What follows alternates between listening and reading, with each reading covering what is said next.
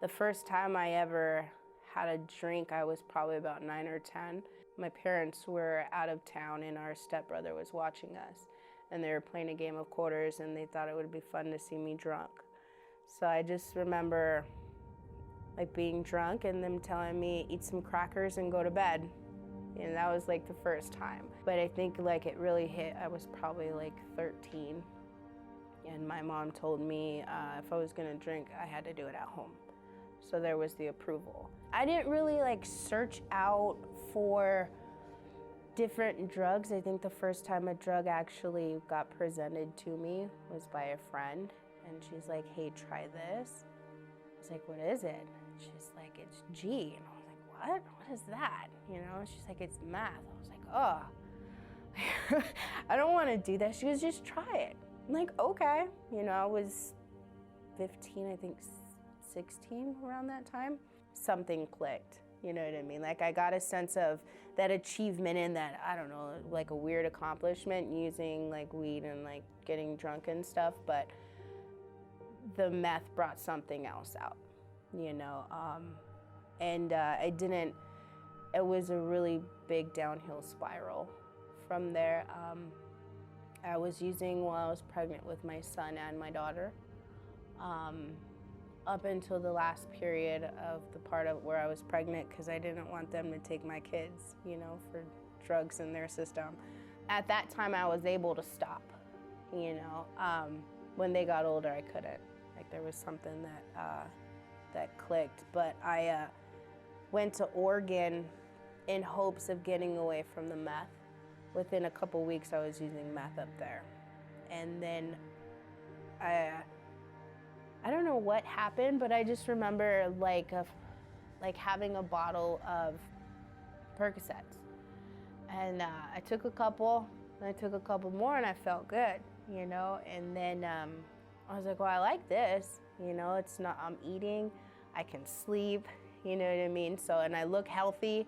So that's when like the pills came really into effect, was in Oregon, and I got really heavy into the pill part of that in Oregon. Would drive like 4 hours with my kids to a different county, to a friend's house to go pick up pills, you know. Drive under the influence with the kids in the car, you know. On top of that, I was drinking. I drank heavily. I lost a job because I was always drunk. And I came back here and it was still the pills. Same old story, couldn't find the pills. The guy was like, why don't you try this? It does the same thing. I was like, well, what is it? He's like, it's heroin. I said, no. Like, I'm not a junkie, you know what I mean? I'm not gonna stick a needle in my arm. And he was like, oh, you can smoke it. I was like, okay. You know, why not? At the end, I was shooting up heroin and I was homeless. I didn't have a job. My kids were in CPS. And that's when my mom, she kind of pulled me out of where I was staying, and she's like, you need to get your life together. And I was like, all right. So that she had me stay with my aunt for about a week, and she got me a job that paid daily, and then that worked out for like maybe a couple days. And they took me on tours for halfway houses. And I was like, halfway houses are for like people getting out of prison, like 50-year-old women. I was like, I'm 25, I don't belong in a halfway house, you know? I just have a problem shooting heroin, you know?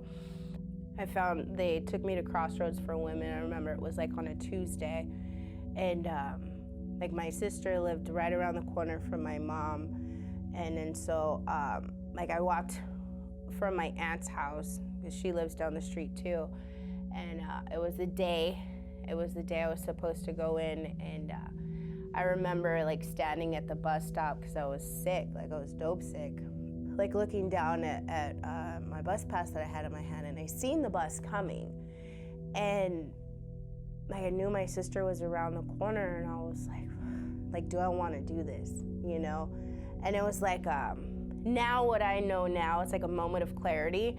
And I like dropped the bus pass and I walked to my sister's house, and I was like, knocked on her door, and she has like 3 kids at this time, and she's like holding the baby. And I told her, I said, if you're gonna take me, you gotta take me now, you know? So it was that very short like time span. And by the time we got in the car and we're on the freeway, I was like I don't want to do this. Like, I'm not ready. Like, I don't know why I'm in the car. Like, take me home. I was there for about a week, and then I relapsed, and then I went back. They sent me to Community Bridges, which I thought was kind of BS, because I had it used for like maybe 4 hours that day, but it was protocol. So I went back, and I just remember seeing like a note on my bed from my roommate saying that she loved me. And that was hard for me to like read that and accept it, you know what I mean? Because for the longest time, like I couldn't love myself. The kind of biggest thing that changed was my sister was kind of going through the same thing that I was. And she was in the process of getting her kids back. And she told me, you can do this. I wanted, like in the beginning, like I wanted to believe her that I could, you know what I mean? But I think I had reached that point of just like no self-worth. And like I can't, like I'm too far gone, I can't, you know? But she kept on me and she's like, Nadine, you can. And I'll be with you every step of the way, you can, you know? And she told me, like, you gotta give yourself a break. You gotta give yourself a chance because you're gonna die. Stuff started changing in my attitude and something clicked inside. Me admitting that I had a problem, because you could joke about it, you know what I mean? Like, oh, I have a drinking problem, I'm an addict, ha ha ha.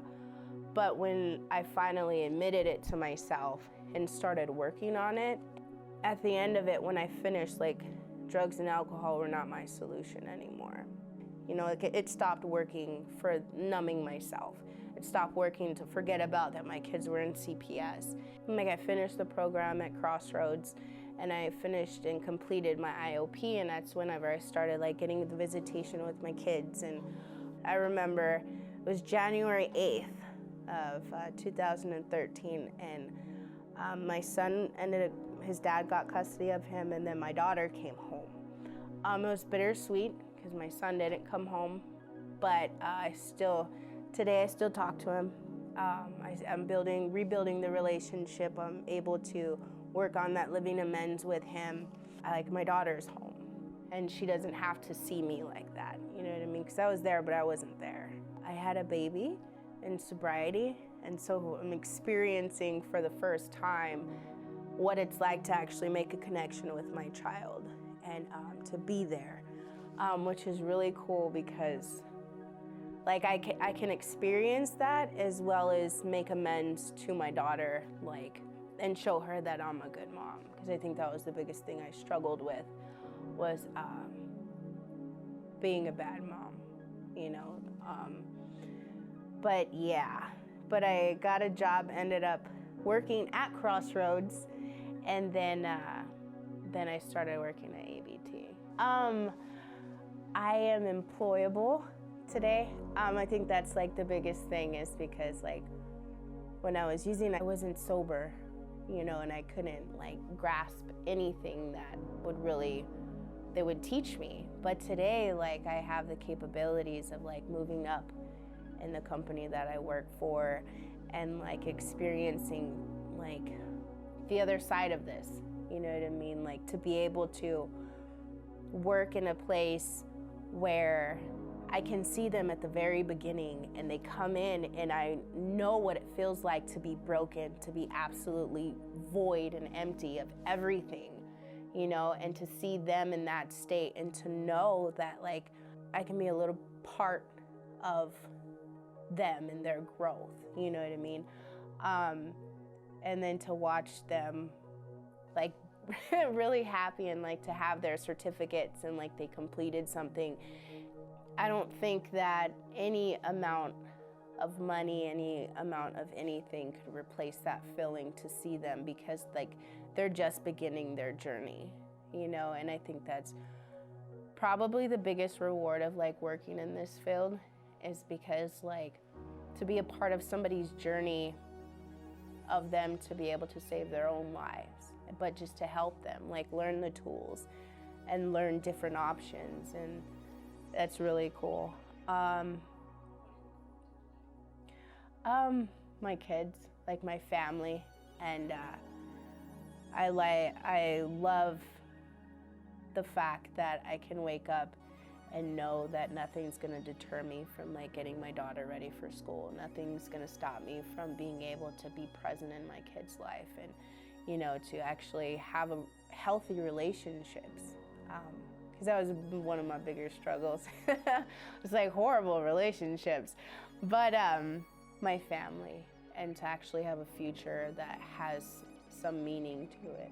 If ever my kids were to ever like have the same problems that I had growing up, that I can have that experience and I can share with them and to help guide them, you know, to hopefully not go down the same road that I went. Everybody deserves a chance, an opportunity at a life that has some sort of meaning to it, that has hope, and they don't have to be hopeless anymore. And it's worth it. And every single person is worth it, you know? And to have that void that we've been trying to fill for so long, to have that filled with love, faith, hope, just to give it a chance.